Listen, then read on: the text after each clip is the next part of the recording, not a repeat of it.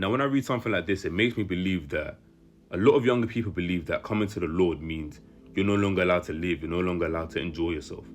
It's more so that you need to adopt self-discipline, because the things that you believe that is letting you live is not actually letting you live. It is slowly killing you. So I'm 21 right now, and I lived the life that everybody wanted to live when I was younger. I was consistently indulging in lust. Anything I wanted, I practically could have. I had the money, I had the girls, I had it all.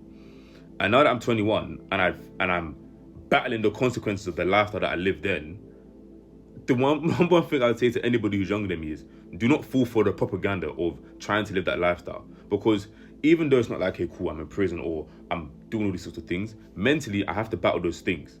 Because it's not like you just go through that and come out of it with no consequences. No, everything has consequences in life. And let's say, for example, I'm going to break this down to first and secondary consequences. So the first consequence of doing a certain thing is that you've done this thing and now you have to sort that out.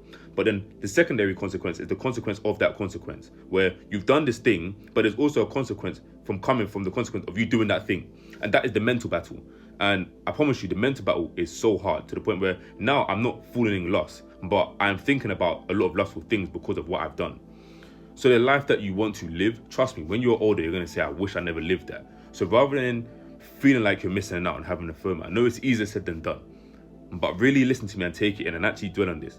The things that you think you want to do now, you will not even care or even think about when you're older.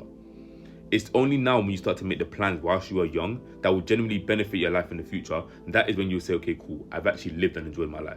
Don't look at other people around you, because if they don't understand this, then why are you going to copy them? Because they clearly just don't understand this. It is the best possible thing for you to do, to hear these words and actually say, okay, the life that I thought I wanted to live is not the better life. Pray to the Lord, pray for purpose, pray for at least a divine inclination or thought about what your purpose could possibly be, and get on the tracks for that right now.